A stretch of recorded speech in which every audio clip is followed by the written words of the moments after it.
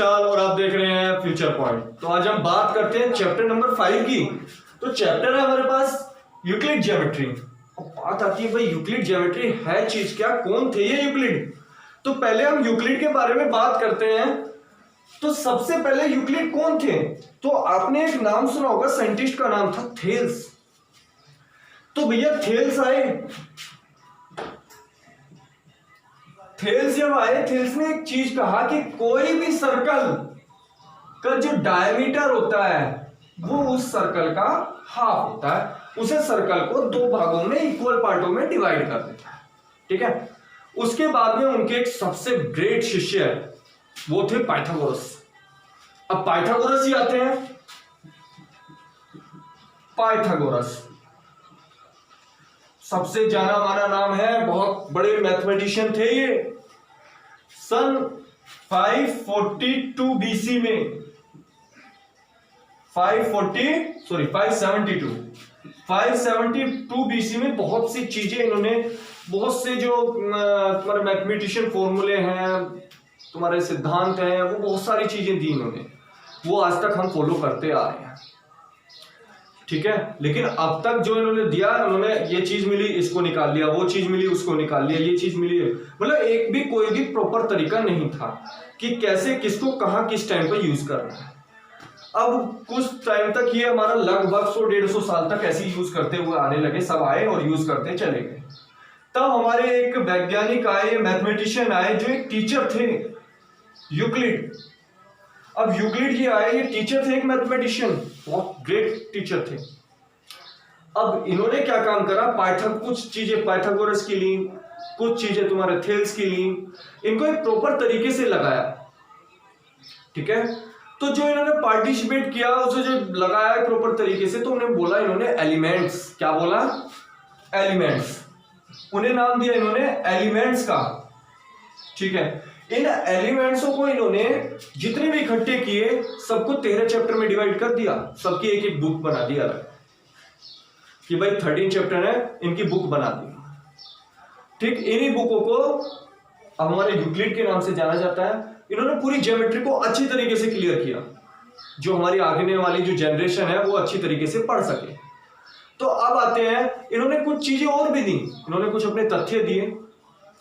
भाई इन्होंने कहा कि कुछ इन्होंने यूनिवर्सल ट्रुथ पर अपनी लाइनों को लिखा, जिन्हें कहते हैं ना, हम मान लेते हैं यूनिवर्सल ट्रुथ है, जो हमने ना देखे हैं ना कुछ सुने हैं, बस उन्हें देखा जाए मोटे तौर पर कि हमें पता है कि ये ऐसा ही होगा।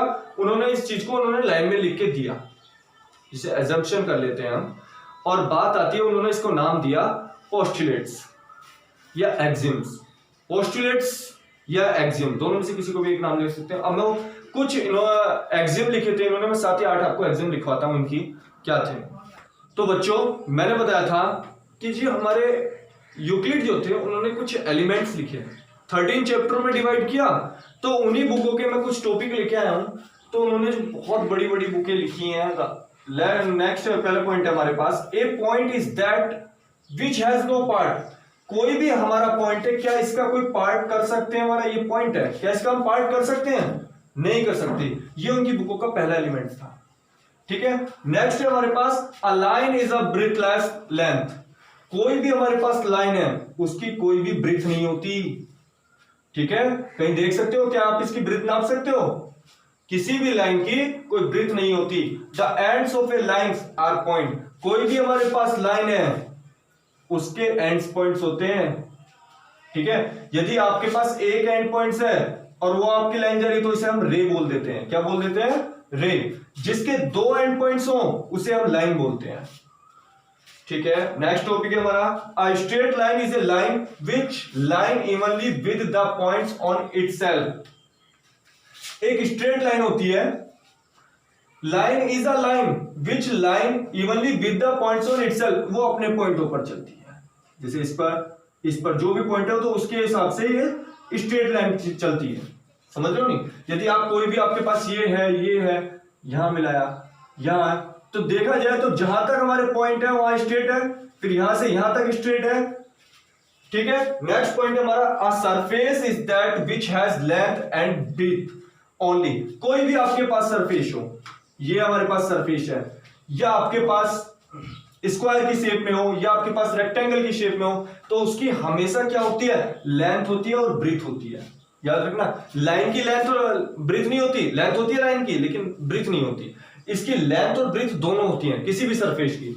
Next, the edge of a surface are line, कोई भी एक सरफेस है, ठीक है, ये जो इसकी एज होती है, ये एज ही तो होती है, जिसे हिंदी में किनारा बोल देते हैं या चारों तरफ की लाइन बोल देते हैं, वो कैसी होती है हमारी, तो वो भैया हमारे लाइंस में होती है। कैसी होती है, लाइंस में।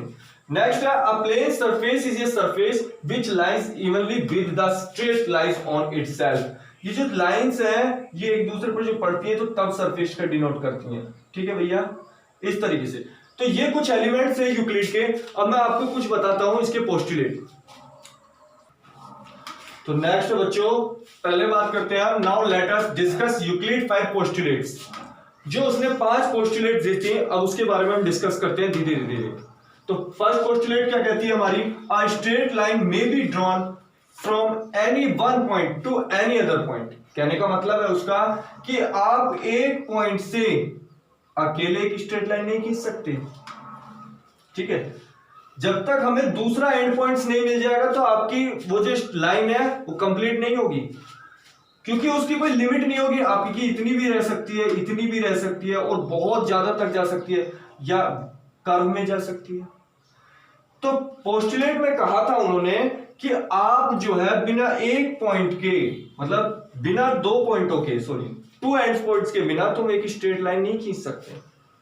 आपको यदि 2 एंड पॉइंट्स दे दिए जाएं और उनको आप मिलाओ तो तब एक स्ट्रेट लाइन बनती है, ठीक है। या आप वो किसी भी कंडीशन में हो सकती हैं, इधर भी हो सकता है, इधर भी हो सकता है, कुल मिला के आप किधर भी हो, लेकिन होने चाहिए मेरे पास क्या, 2 एंड पॉइंट्स। नेक्स्ट पोस्टुलेट क्या कहती है वो देखते हैं। नेक्स्ट पोस्टुलेट क्या कहती है बच्चों, देखते हैं। A terminated line can be produced indefinitely. Terminated line क्या होती है, टर्मिनेटेड लाइन होती है जिसकी कोई लिमिट ना हो। कहने का मतलब है जो अपनी पोजीशन को चेंज करती रहे, मतलब एंड पॉइंट्सों को एक्सटेंड कर दे। और जिस तरीके से ये है हमारे पास एक लाइन सेगमेंट दिया हुआ है, ठीक है, एक टर्मिनेटेड लाइन है, आपको दोनों तरफ प्रोड्यूस करना है तो आप कर सकते हो, लेकिन कैसे करोगे, उसी लाइन की डायरेक्शन में करोगे, नहीं करोगे, लेकिन कहां तक, जितनी आपको जरूरत हो। कहा ना, a terminated line can be produced, आप उस टर्मिनेटेड लाइन को बढ़ा सकते हो इनडेफिनेटली, अनंत तक। लेकिन हमें जरूरत है जी 10 सेंटीमीटर बढ़ाने की, तो आप 10 सेंटीमीटर तक बढ़ा सकते हो, इसकी कोई लिमिट नहीं है, समझे। तो नेक्स्ट पोस्टुलेट पे आते हैं।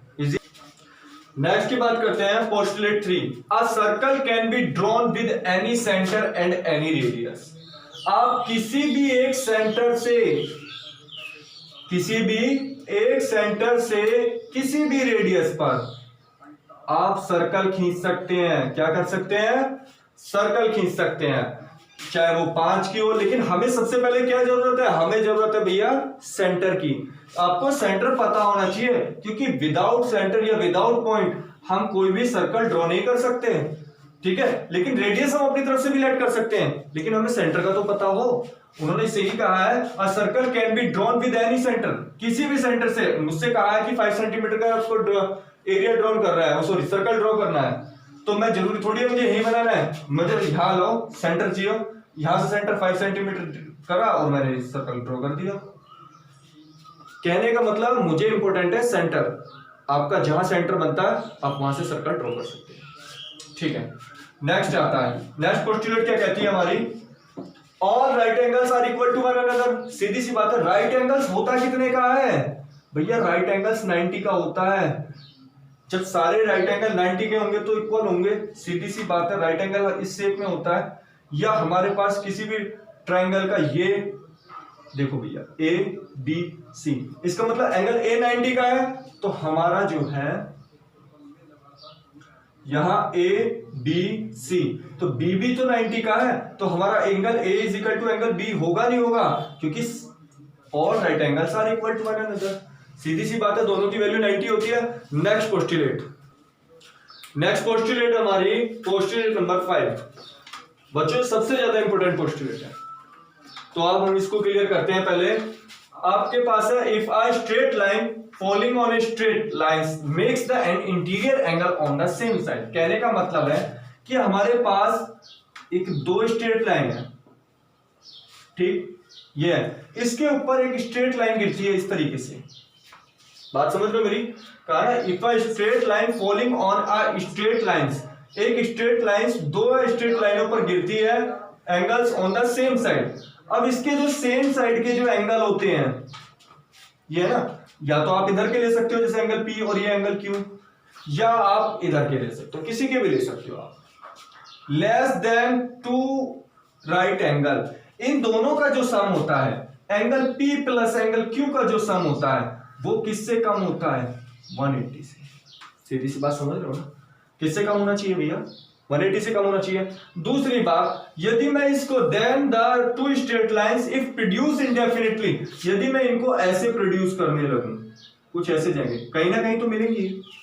जब ये मिलेंगी तो इनके जो सम होंगे, कोई भी दो एंगल उठा लीजिए आप, अब ये देखो सेम लाइन के हो गए नहीं हो गए, इस सेम लाइन के, या आप इसके ले लीजिए, सॉरी इसके ले लीजिए, या ये ले लीजिए, या ये ले लीजिए, तो इन दोनों का सम भी क्या होगा? फिर भी टू राइट एंगल से कम। मेरी बात समझ गए ना बच्चों? इस तरीके से हमारी पोस्टुलेट 5 को हम प्रूव कर सकते हैं।